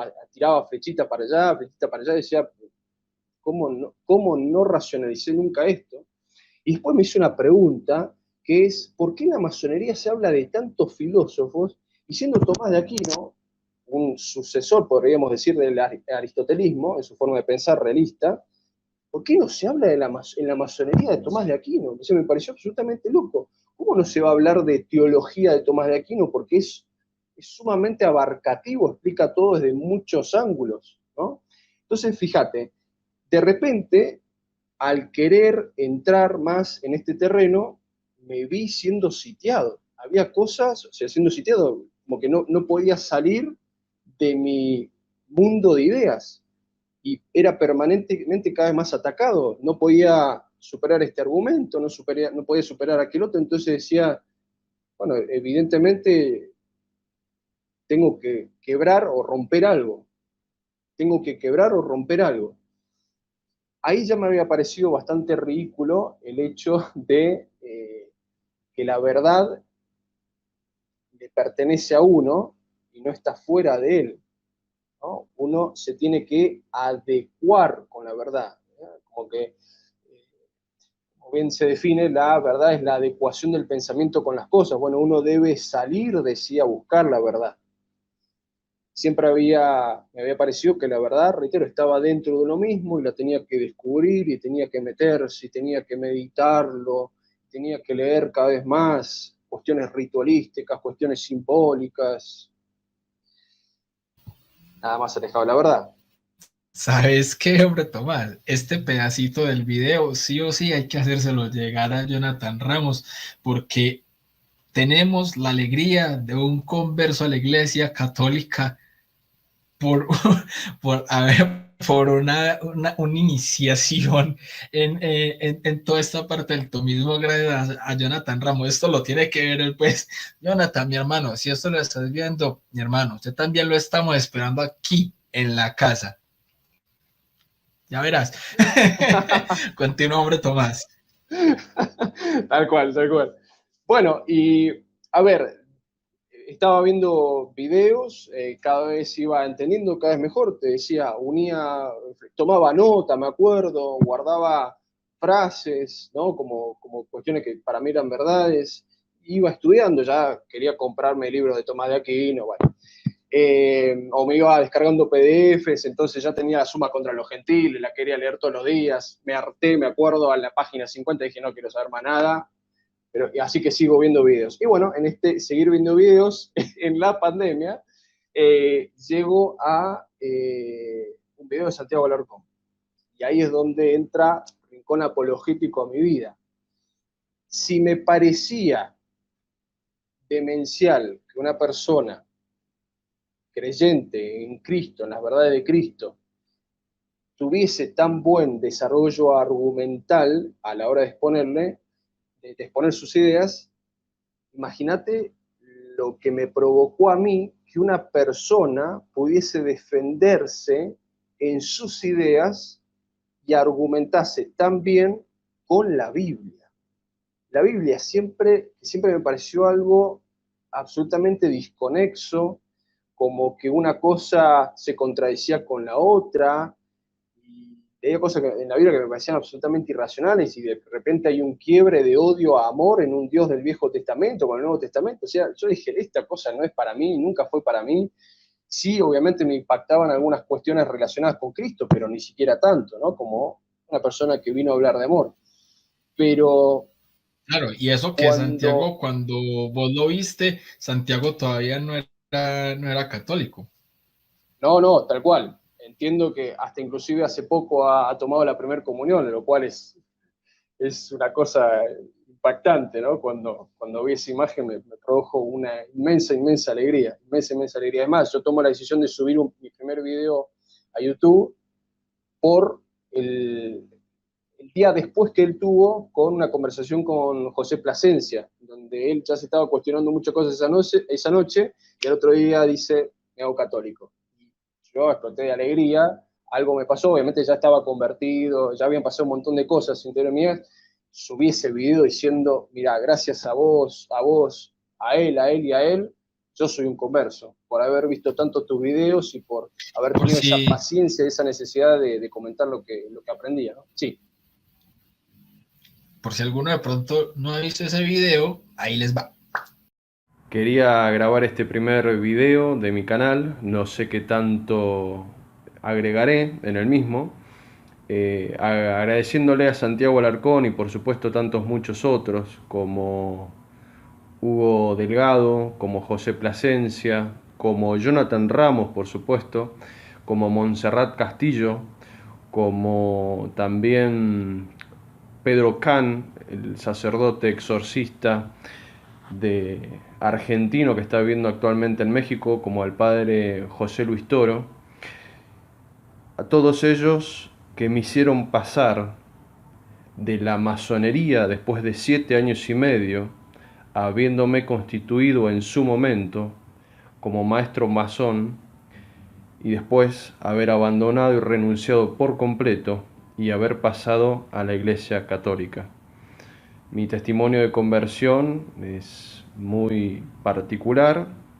Comenzó involucrándome con videos de muchos de ellos que acabo de mencionar durante la pandemia y llegó un punto donde era inminente y donde me empecé a dar cuenta gracias a la historia de muchos influencers, historiadores como Patricio Alonso, Marcelo Bullo, que me hicieron darme cuenta de cuál era la verdadera historia también. Así que a todos ellos que se toman el trabajo de subir esos videos, sepan que han convertido a alguien que era muy fiel a la masonería, lamentablemente lo digo, me cuesta decirlo, y que ahora practica con mucha felicidad y mucha convicción la fe católica. Y si hay algún masón del otro lado que está viendo esto, o alguno que me conozca, sepa que realmente tiene que buscar la verdad. Y no como se dice ahí adentro, no como se dice ahí adentro, que la tiene que buscar dentro de uno mismo, como si dentro de uno fuera a haber algo. La verdad está afuera y está en Cristo. Un gran saludo. Y ahora aquí de vuelta, continuamos, hermano. Es que de pronto alguno no había visto ese video, entonces ahí. Perfecto, perfecto, muy bien. Y entonces, esto me había parecido muy impactante, ¿no? Como una persona podía defender tan bien cuestiones relacionadas como la resurrección de Cristo y dejaba prácticamente sin argumentos al otro. Entonces, empecé a prestarle cada vez más atención a Santi Alarcón en la cuestión apologética. Y claro, de esa forma me entraron versículos de la Biblia. Y no solo eso, gracias a él empecé a entender muchas cuestiones históricas, porque él es un apasionado también por la historia del cristianismo, y gracias a ello no me pareció que era lo que me suponía en su entonces un conjunto de sectas que se iban transmitiendo una verdad de una persona histórica que apareció en su momento y que de repente por una cuestión de poder se institucionalizó en una iglesia y que esa iglesia tomó poder en la época medieval y así, bueno, hasta lo que conocemos hoy en día. No, había muchas cuestiones internas en la historia del cristianismo que eran absolutamente maravillosas. esta muerte de los mártires por una verdad trascendental, por la venida de un Salvador, todo esto me fue como hacerme más preguntas, hasta que debía llegar a la pregunta de, bueno, pero ¿por qué este ente, este ser histórico, es el Salvador? ¿Salvador de qué cosa? ¿Salvador de qué? Esto lo tenía que entender.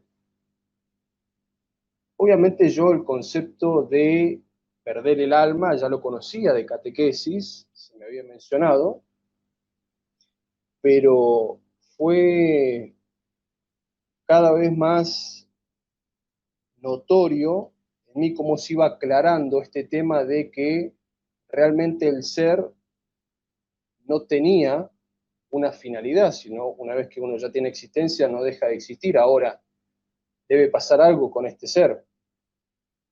O termina en un lugar o termina en otro, dependiendo de lo que hayan sido sus acciones en existencia material, podríamos decirlo de alguna manera.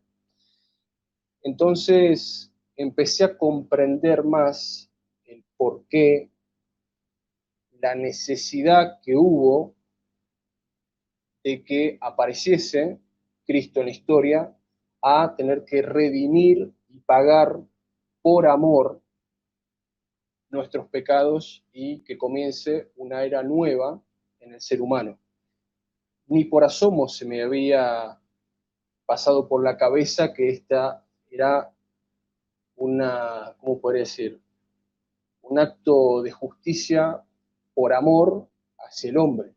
Obviamente que hay muchas más cosas interiores que me encantaría expresar ahora, pero bueno, esto fue lo que fui aprendiendo de a poco y volviéndome a conectar con eso que yo tantas veces escuché de pequeño, pero que no me parecían lógicas, no me parecían para absolutamente nada lógicas. Ahora, gracias a la teología, gracias a la filosofía, gracias a la apologética, gracias a la historicidad, porque también recuerdo haber escuchado muchos historiadores, la verdad de Cristo me era absolutamente real, o sea, la venida de nuestro Señor Jesucristo ya me parecía absolutamente real y bien explicada y bien argumentada. Ahora, me faltaba un plus extra que era tomar la decisión de abandonar aquello y de retomar, por decirlo de alguna manera. Y ocurre que un día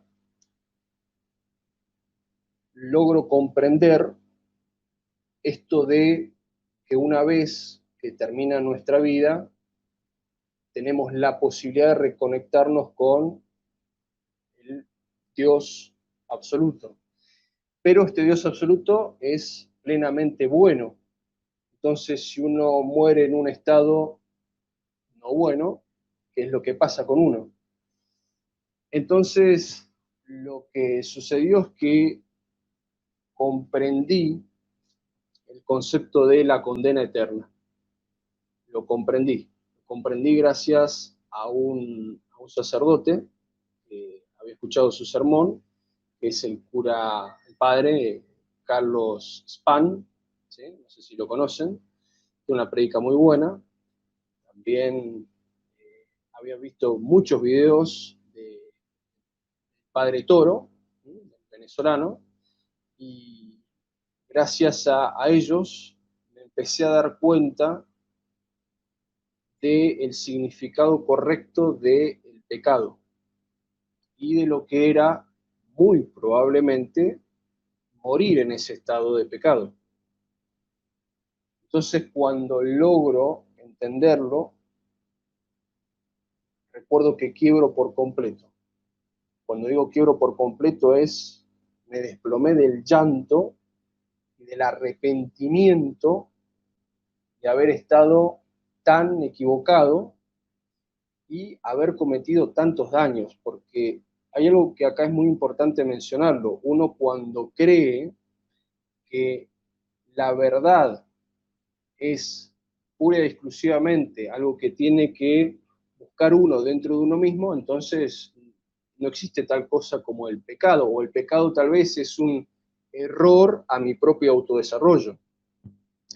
Pero el pecado como concepto de ofender a Dios me quedó claro a través de sermones y prédicas de estos sacerdotes. Entonces, cuando lo comprendí el daño que había causado y que eso sí tenía la posibilidad de condenarme, ahí fue cuando quebré por completo, como te decía recién, y me arrepiento, como se dice, tuve una contrición en el corazón.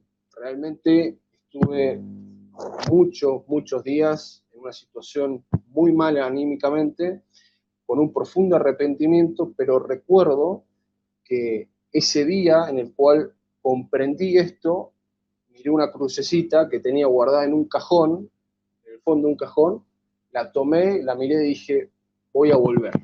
Pero cuando lo dije, fue como que algo sucedió adentro mío que me dijo, pues bueno, ya llegó la hora de volver a casa, y recuerdo que además del llanto, además del arrepentimiento, además de los recuerdos, además de haber dicho por qué esto no me fue explicado antes, por qué tuve que pasar por 7 años y medio perteneciendo a habiendo participado tantas reuniones y tantas explicaciones, por qué nadie nunca me dijo desde un principio que esto era así. Y recuerdo que, además del llanto y todo lo demás, algo, esto no sé cómo explicarlo, esto es una gracia, algo me tocó tan profundo en el corazón que sentía que realmente me lo estaban tocando. Sentía que algo se había conectado de nuevo y que sentía que no era una cuestión de amor puro y profundo, y sentía que el pecho se me prendía fuego, no sé cómo explicarlo, realmente no hay palabras para explicar el estado en el que estuve durante prácticamente una semana. No podía comprender qué es lo que me estaba pasando, y era dar gracias, gracias, gracias, y sentirme abrazado, sentirme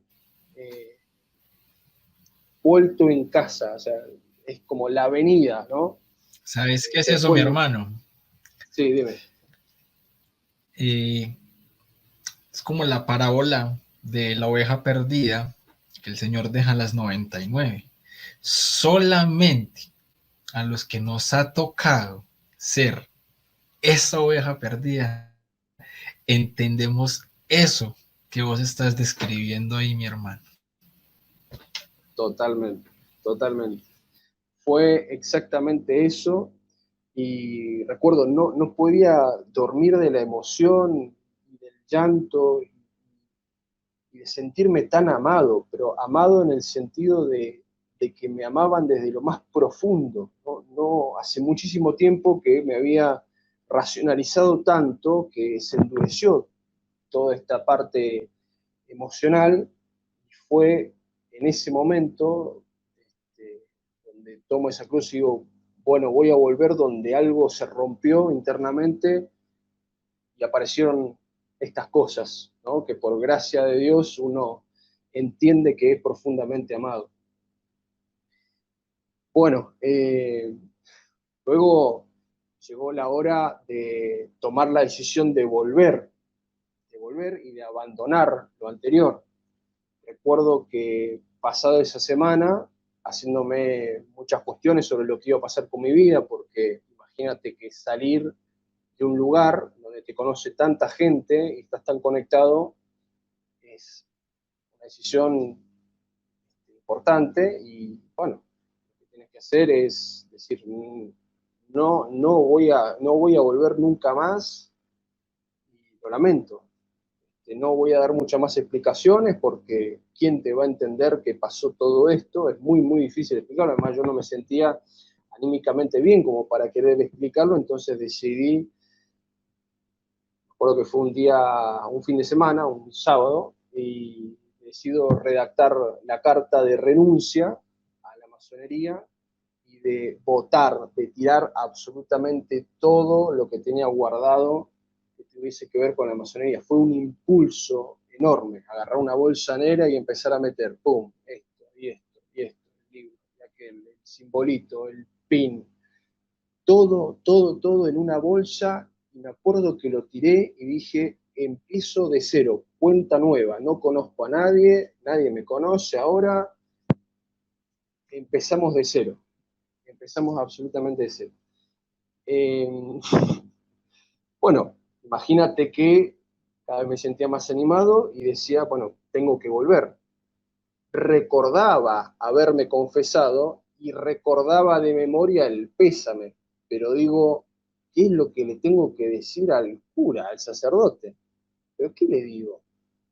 Le digo lo que pasaron durante estos 12 años. Entonces me empecé a asustar porque había entendido realmente que estaba en una situación espiritualmente muy complicada,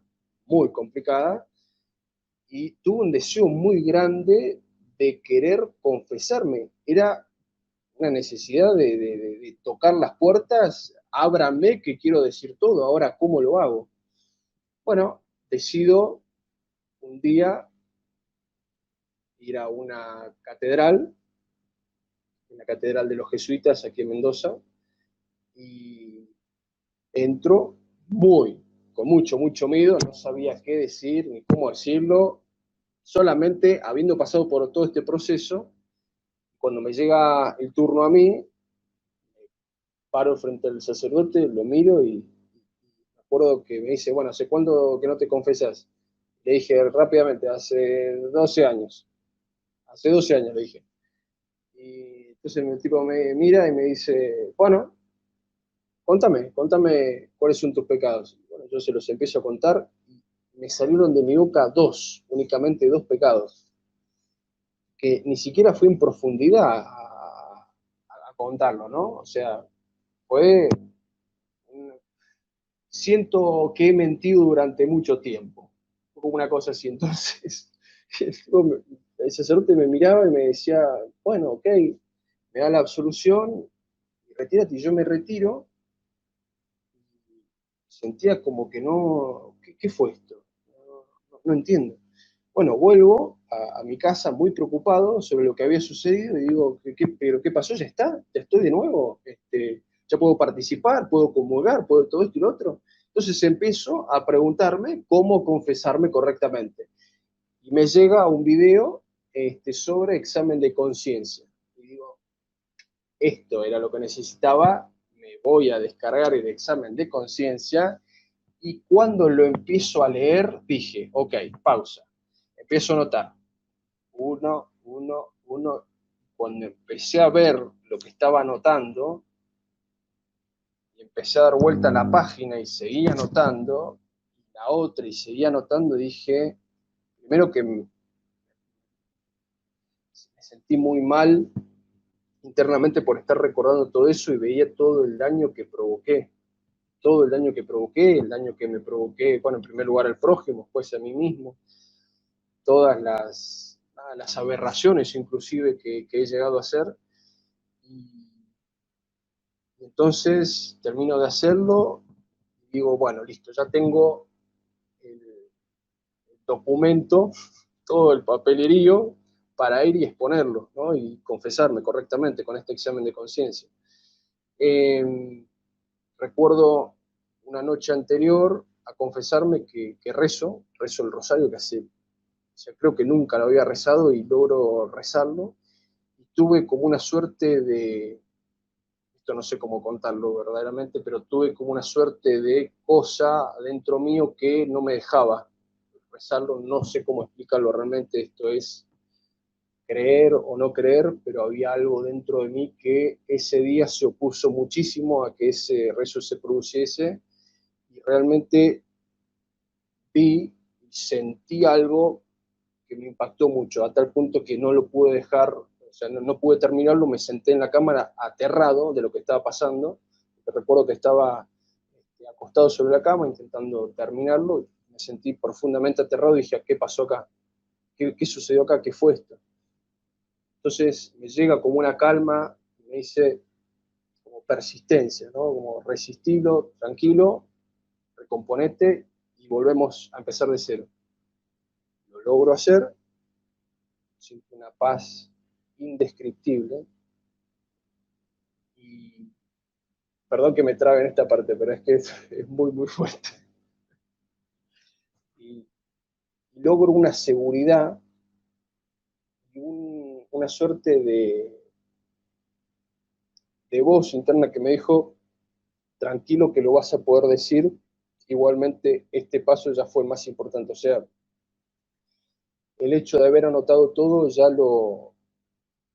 de alguna manera, te está dando, no sé cómo decirlo, un, este, una, has hecho un paso, un avance muy importante, ¿no? A la hora de poder confesarlo. Entonces, recuerdo que al otro día voy con todas las hojas, me siento, era otro sacerdote, y le dije, mira, hace 12 años que no me confieso, necesito que me escuches, por favor, quiero repasar todo esto que tengo acá. Y me acuerdo que el primer pecado que quería confesar es haber estado tan alejado de la iglesia por haber pertenecido a la masonería. Te puedo asegurar que en el momento en que lo dije, sentí como un desprendimiento, como que algo salió de mí y después todos los demás pecados que tuve que confesar salieron solos. Eso fue impactante, impactante. Pero el momento más impactante aún fue en el momento de la absolución. El momento de la absolución fue un momento mágico porque sentí como que se me sacó una carga muy importante y cuando me dijo, bueno, ya está, andate, está todo perdonado, está todo perdonado. Me acuerdo que me meto los papeles en el bolsillo, cuando salgo de la iglesia sentía como que flotaba, como que algo me agarraba, no me podía, no era no tiene explicaciones, eso realmente no tiene explicación. Esa enorme felicidad que uno tiene por haber logrado volver, por haber logrado reconciliarse con el ser más importante de todos, ¿no? Bueno, después me sentí apto para comulgar, también el hecho de volver a comulgar fue otra experiencia aparte que me hizo absolutamente feliz. No podía creer estar volviendo a recibirlo, a nuestro Señor Jesucristo, pero ahora entendiendo qué era lo que estaba recibiendo, porque el tema de la Eucaristía jamás se me había pensado por la cabeza, o sea, se me había pasado por la cabeza de que era verdaderamente el transubstanciado. No, eso era una total locura y disparate, pero después de haber pasado por tanto video y por tanta lectura respecto al tema, cuando logro tomar de nuevo la Eucaristía y decir de nuevo lo estoy recibiendo, fue como un vaso de agua que lo venía necesitando después de haber caminado tanto y tanto y tanto durante el desierto.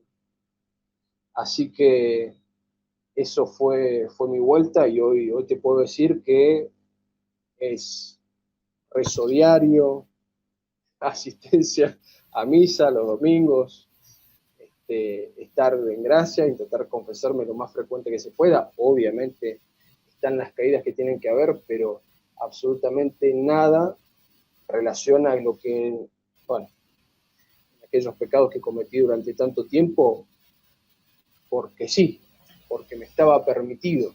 ¿Quién me iba a decir que no, no? Así que bueno, esa fue Totalmente, mi hermano. mi vuelta. Bueno, Tomás, mi hermano, de verdad que, ¿qué más decir? ¿Qué más agregar? De verdad que es hermoso. O sea, yo cuando me siento acá, hermano, a escuchar al invitado, para mí cada entrevista es un retiro espiritual, porque, porque es también una manera de ponerle leña a la fogata que uno tiene ya en el espíritu, en el corazón, a esa conversión que uno tiene que estar manteniendo cada día. El santo cura de Ars decía que el proceso de conversión es un camino que dura hasta 10 minutos después de muerto. Entonces, en ese orden de ideas, mi hermano, somos nosotros los responsables también de que si llegamos a abrazar este camino de conversión, no es decir, ya me convertí, sino que es abrazar un camino de conversión y que es estar en ese proceso, en ese caminar. Somos nosotros los responsables de ir manteniendo esa llamita encendida.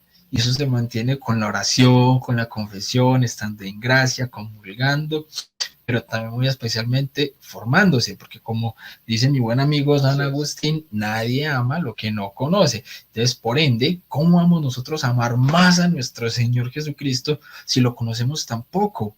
Entonces, todas las herramientas están dadas y de verdad, hermano, que es una alegría y una felicidad inmensa ver un proceso de conversión como el que has tenido vos, hermano, y yo sé que a muchos de los que están viendo en este momento esta transmisión, los que lo van a ver después, así como a mi hermano, toca el corazón también y es volver a encender esa llama de una manera muy, muy, muy hermosa. Entonces, no, yo creo que ya como para ir aterrizando, mi hermano, te pediría, por ejemplo, un consejo para las personas que quizás Bien. están en este momento inmersos en la masonería o que quizás están considerando entrar a este tipo de prácticas o a este tipo de organización. ¿Qué consejo les darías vos, mi hermano, hoy como un católico de convicción? Bien, muy bien, querido William. De hecho, en un momento, después de mi conversión, yo siento una necesidad muy grande de querer advertir a los demás de pertenecer a la masonería. Y yo estoy muy seguro que esto lo van a ver muchos masones. Obviamente, me va a parecer tal vez una historia irracional como una de las tantas otras. Espero que no, espero que no. Eh, pero aquellas personas que acabaron de entrar a la masonería, que yo sé que muchos lo van a ver, les pregunto una cosa. Aquella sensación que ustedes notaron apenas entraron, de esa hipocresía que se ve entre lo que se dice y luego en lo que se hace, ¿no? Cuando estamos reunidos y conversando y tomando alcohol y fumando, no notan que hay una cierta incoherencia entre tanto que se dice elevar templos a la virtud y socavar pozos a los vicios, no notan que no todos se comportan de esa forma. Y la segunda cuestionamiento que les hago es, ¿están seguros de que el camino es pura y exclusivamente racional? Es una pregunta muy importante y yo sé que muchos de los que me escuchan lo van a saber comprender. Y aquellos que son invitados por medio de un conocido o por medio de su propia curiosidad, ¿no? Que los quiere impulsar a esto, pues yo le diría que presten más atención, que logren hacerse preguntas relacionadas a, ¿es verdaderamente que la verdad se descubre por un desarrollo interior o es que la verdad está afuera y hay que salir a buscarla preguntándose a fondo las cosas? Tengan mucho cuidado en querer entrar a un grupo donde de repente todas las verdades le van a ser develadas. Eso no es correcto. Eso no es correcto. Y bueno, ojalá algunos que me estén viendo y que ya lleven años, que logren leer a Tomás de Aquino. Les pregunto, ¿por qué Tomás de Aquino no está entre los filósofos que se estudian dentro de la masonería? Es raro, es para hacerse la pregunta, ¿eh? Es para hacerse la pregunta. Entonces, bueno, ese es el mensaje que quiero dar. Precaución, más preguntas, a la hora de querer entrar, porque si se dicen ser buscadores de la verdad, entonces salgan a buscarla en serio, salgan a buscarla en serio. Qué belleza, mi hermano, así es, totalmente. Bueno, Tomás, mi hermano, de verdad que completamente agradecido por tu tiempo, por aceptar esta invitación y espero que no sea la única y última entrevista, sino que yo sé que varios de los amigos y compañeros hermanos van a también a querer tenerte en sus canales, entonces supongo que va a estar abierto también entonces a esto. Por supuesto, de verdad que ha sido, de verdad que ha sido todo un honor, mi hermano, tenerte aquí en este espacio donde tratamos de enfocar nuestra fe de la mejor manera, ya que preguntando se llega a Roma. Entonces, mi hermano, unas palabritas de despedida. Nada, agradecerte muchísimo, William. Reitero, esta es la primera entrevista que vi. Un placer haberla dado contigo y que viva Cristo, que viva Cristo. Él es la única verdad y es con quien realmente nos vamos a poder desarrollar interiormente. Así que muy agradecidos a todos y por supuesto a aquellas personas que me han dejado sus mensajes en aquel primer video que subí. Les prometo que estaré subiendo algún video y muchas gracias a todos por sus bendiciones y por sus buenos deseos. Voy a tratar de responder a aquellas solicitudes que me han dado. Así que, William, te agradezco de corazón, hermano. Te ha sido verdaderamente un placer poder dar mi testimonio en tu canal, ¿eh? Muy agradecido. Qué belleza, mi hermano. Es verdad que la gracia son para vos y la gloria siempre para nuestro Señor Jesucristo. Mi hermano, ¿cuáles son tus redes sociales y tu canal para que la gente, los que quieran obviamente en este momento, de una? No soy muy amigo de las redes sociales, no tengo Instagram, no me gusta. Lo único que tengo es mi video de YouTube. Por ahora tampoco, mi canal de YouTube, perdón, no tengo ni siquiera Twitter. No lo manejo, no me interesa. Así que por el momento solamente mi canal de YouTube. Después ampliaremos y me ayudará William seguramente a decir cuáles son mis redes sociales, ¿no? En algún momento. Claro que sí, mi hermano. De todas maneras, aquí en la descripción del video queda de todas maneras el link directo al YouTube de nuestro hermano Tomás. Entonces, nada, para despedirnos ya, muchísimas gracias a todas las personas que estuvieron conectadas el día de hoy y las personas que van a ver esta transmisión más adelante.